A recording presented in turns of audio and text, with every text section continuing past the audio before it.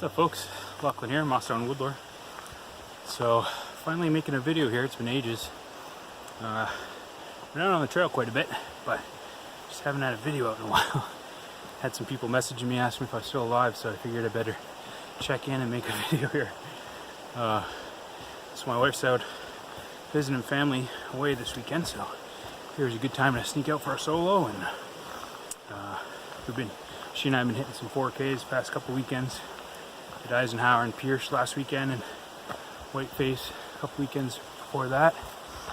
But yeah, had a crazy winter. Didn't really have much time to make videos. Just some health stuff with the family. Sold our house, moving, all that fun stuff. So yeah, that's what I've been doing. So anyways, out here doing Mount Carrigain. Do a quick little overnight, and I figured I'd take you guys along. Say hello, see what's up with everyone. And it's Labor Day weekend. It's been pretty crazy on the trail. I've tried to record this intro like 5 times. There's people just keep walking by. It's funny. But yeah, so I'll keep this short before the next batch comes. Checking with you guys a little bit farther along down the trail. Signal Ridge Trail to Carrigain.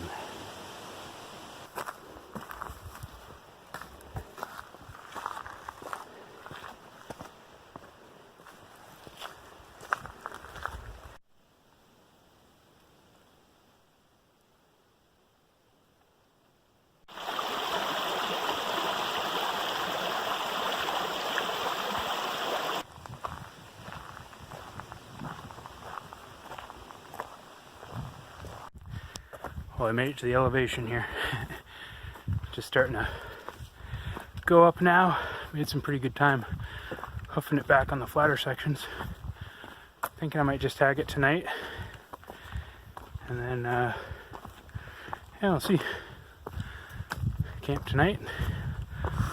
Not sure what I'll do tomorrow. Might tag another one or just head home. But, whew. Made some good time in that last section though. So just trying to beat the darkness now. Get up to the summit and head on back down. Alrighty, well, I'm about 3/4 of the way up the mountain right now. Talked to a few people on the way up. Met a pretty cool hiker that just tagged. This was his 48th, so I'm just finished. And so it was fun talking to him. And then grabbing a little water here. Gonna grab some water farther down, but just kind of got going and came along this. So it looks like someone had the same idea. They set up some rocks here, so I took advantage of that. Filling up pretty slowly, but we'll take it. Well, I just stopped and had some homemade beef jerky and my favorite gummy bears. Live off those things. And we got first little view here. Making pretty decent time. Trying to get up here before the sun sets. Trying a new shelter out. 6 Moon Designs Lunar Solo. I'll show you guys that in a little bit here. Probably more likely in the morning when there's light. But I'm mainly a hammock guy, but I do enjoy just playing around with shelters. So, and every once in a while, I just feel like sleeping on the ground. I know it's blasphemy to some hammock campers, but I'm kind of a hybrid. I like both. I'm probably like 85% hammock, and the rest occasionally on the ground. But so yeah, playing around with the new version in Sil Poly that just came out. So I'll show you guys that probably tomorrow. Maybe a little bit tonight by headlamp.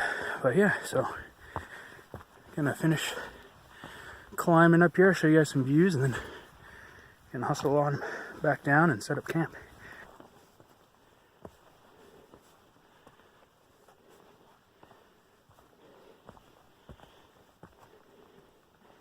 Alrighty, well, we got most of the slog out of the way. Did most of the elevation, just a little bit to go. But now I'm just up on the ridge. Just riding the roller coaster of the ridge, and it's got some nice, rewarded with some nice views here.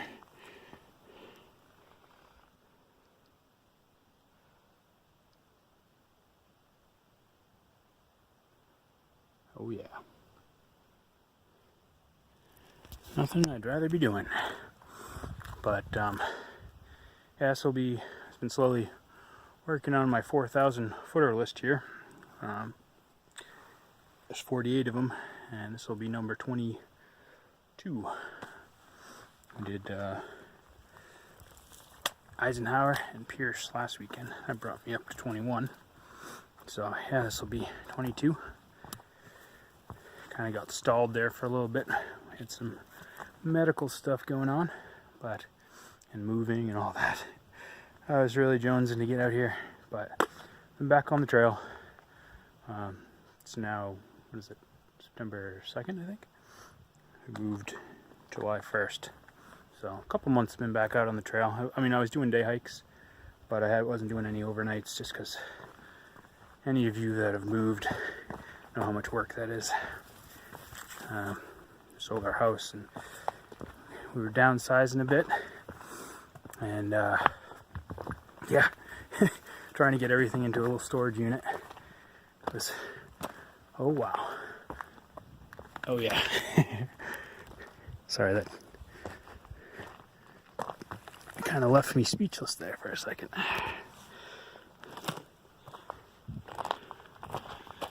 Oh yeah.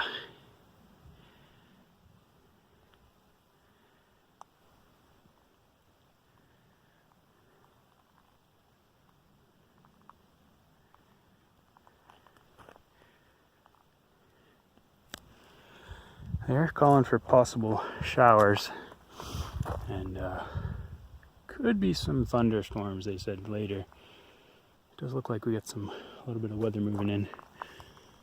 So I will not tarry too long up here. Go hit the summit and take it in for a few and hike on down. Definitely don't want to get caught up here if there's any lightning. I haven't heard any rumbling, and I actually had a signal. I was able to pull down some radar. I don't see anything on radar, so I think I'm good to go. Oh yeah. Oh man.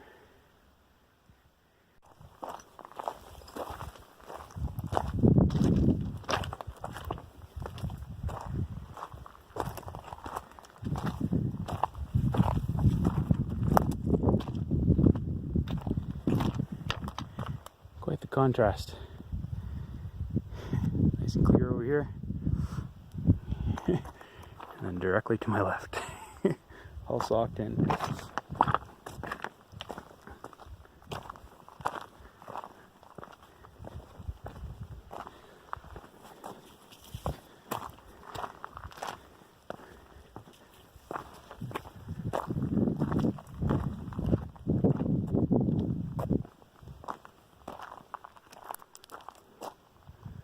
You definitely don't want to roll down that hill.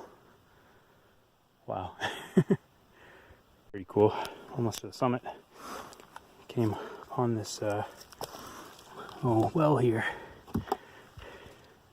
And it looks quite old. Little bucket here.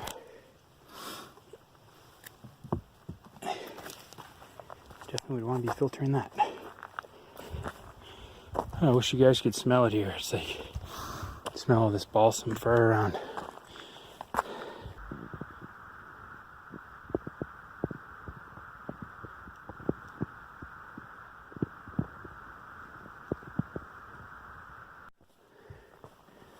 There's the tower.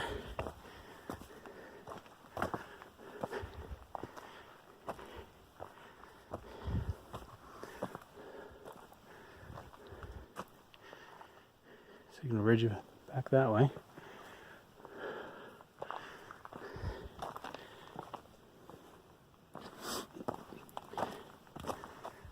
That's a nice brand new Pemi sign. Look at that. Brand spanking new. There's the geological marker. 22.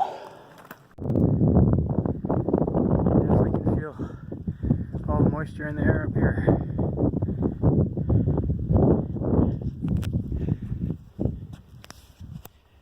See if I can not drop my phone over the side of the tower here.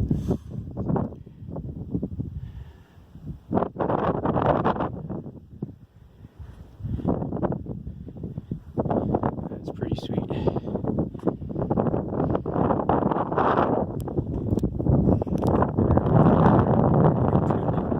The highest point of the mountain here.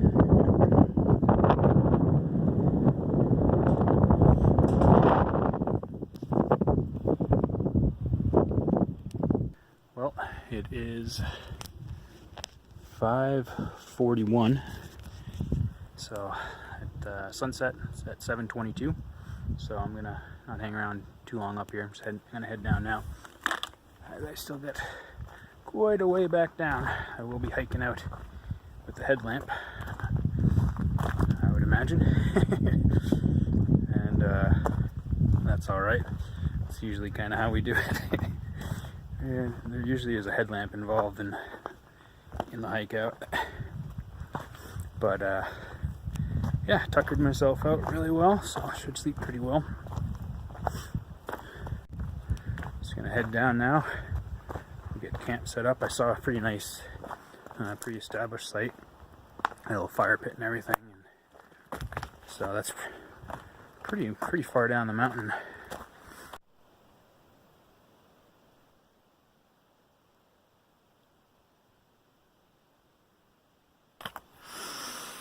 Oh, that mountain air is great.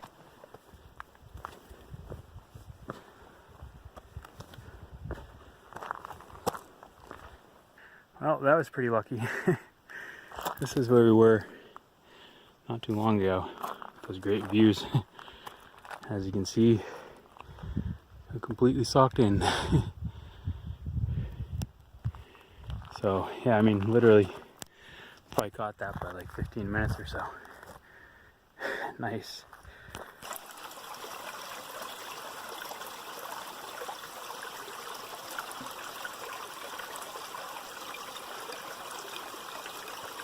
Alrighty, we're off the mountain and back to that campsite that I found. It's an established site.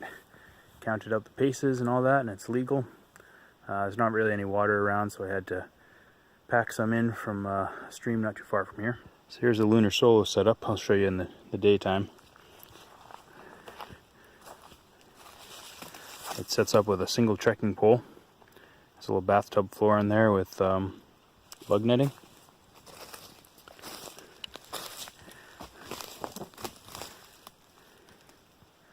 Really cool design too. This is the new version that just came out in Sil Poly. The older versions came out in Sil Nylon, so there's a lot less stretch with this one. It is a hair heavier, but not by much. Still kind of playing around with the pitch. It is a bit of a difficult tent to pitch when you first get it.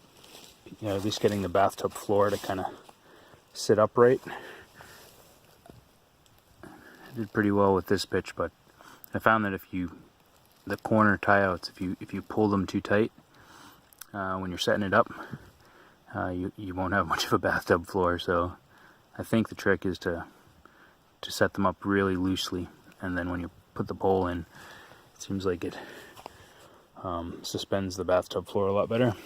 But we can go over that in the morning. Still kind of playing around with that. It's my only second time out with it. I did have it out in the rain though. Light rain. Did real well. I had to seam seal it myself. But I'm not sure if I'll have a fire. I might have a small one. I got a bunch of water over here. The Seeker bag, hydrovac Seeker. Got a couple. I think they're 23-ounce bottles, and then the Be Free. So that's what I'm rocking for water. But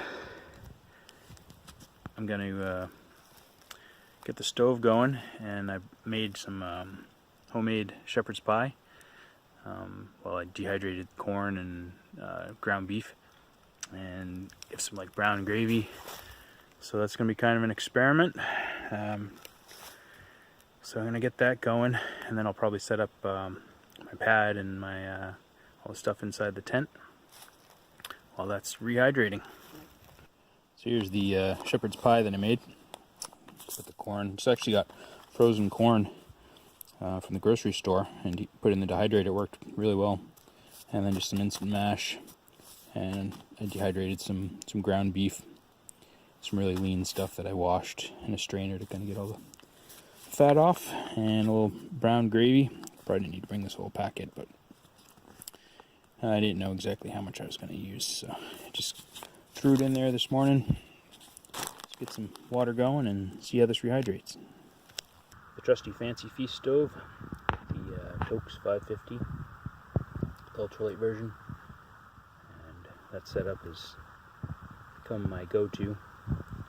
It's just enough water to rehydrate something and have a little tea, and that's pretty much all I need. That stove serves me well in all 4 seasons. I love the Fancy Feast because it actually will light alcohol in the middle of the winter due to the wick system. But yeah, I love that little thing. So a small addition I made to my DIY Reflectex cozy here is I put a cam snap here so that I can just put the whatever I'm rehydrating in there and snap it. Just helps keep a little extra heat in there, and it took like 2 seconds to do. Well, here's a boil here.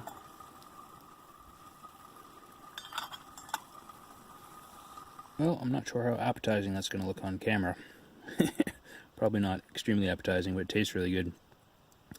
Usually, you know, when I make it at home, I like to have shepherd's pie, have it layered, and you put the gravy on top, but I just mixed it all in together. It's pretty much what you do anyways in the end, so. But yeah, it turned out really well. I made a lot more than I thought, though, so I have to scale back the amount that I bring. It used up the entire pot of water over there. So I don't know if I might make some for tea, but this thing's probably going to sit in my stomach like a ton of bricks, and then I'm probably going to hit the hay. Morning, folks. Just got up about 10 minutes ago, and I was going to start breaking down camp, but I wanted to show you the tent, the 6 Moon Designs Lunar Solo that I just picked up. It's only my second time out in it, but so far so good. I really like it. Been playing around trying to pitch it the right way. Still got a little bit of work on the bathtub floor, trying to get that to sit up right a little bit better. But yeah, I've been really been liking it. I've been watching this tent looking at it for about 1.5 years or so, and couldn't get it for a while because they were redesigning it a bit, and they have it's now made in a sil poly instead of a sil nylon. But one of the things that really attracted to me to this tent was the fact that you could set it up with a single trekking pole. Also, it's large enough that you can sit up inside, and because of the way the little vestibule is here, it's designed for a lot of ventilation. You can actually cook under that if you're really careful. It sheds, well, I haven't tested it, but supposedly it sheds wind very well, and I could see how it would with this shape. I just got some adjusters that you can go around here and tighten it. I did seam seal this one myself. They do offer it, but I guess right now they're not offering it because they just got them back in stock and they're selling like hotcakes. So I guess they can't keep up with the seam sealing right now. So right now I think it's only the DIY. You just buy the tent and then you have to seam seal it yourself. But so here's the front flap. It's a little bit of Velcro. A little line lock up here to adjust it, and there's just a little prusik that's on this this line here that you move up and down to tension that.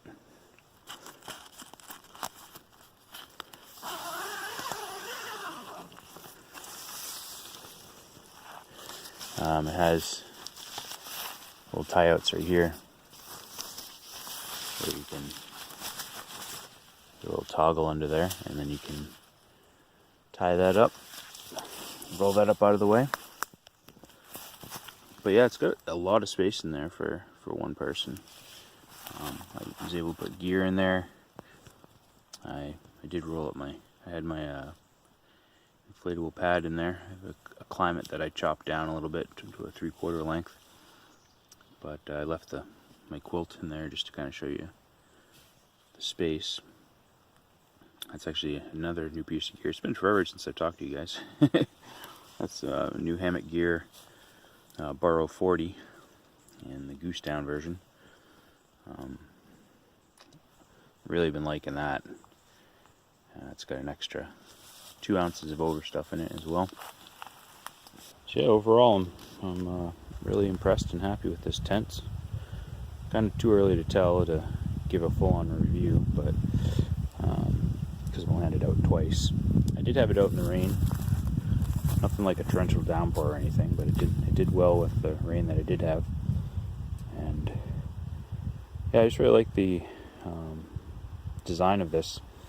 I like how it has the single trekking pole. It sets up pretty fast. I like how you can sit upright in it and cook in the vestibule. Here in New England, weather can move in for days at a time, and it's no fun being stuck in a little tiny shelter for hours on end. So I kind of wanted something that I knew if I was going to get stuck in there for a while, could sprawl out a little bit and feel comfortable. And as you can see where my quilt's laying, you could get quite a bit of room in there for a really lightweight package. I'll throw the weight up on the screen. I can't remember exactly off the top of my head. I think it's around 26 ounces or so. But yeah, pretty happy with it, and it's fun kind of playing around with a tent. Like I said, I'm a hammock guy mainly, but more of a hybrid because I do enjoy the ground setups once in a while too. Alrighty folks, well, I gotta wrap this one up. My phone's running out of storage space here, so but yeah, hope to have some more videos out soon. I just picked up a new laptop for doing some editing, and got a bunch of new gear to play around with, hopefully to show you guys.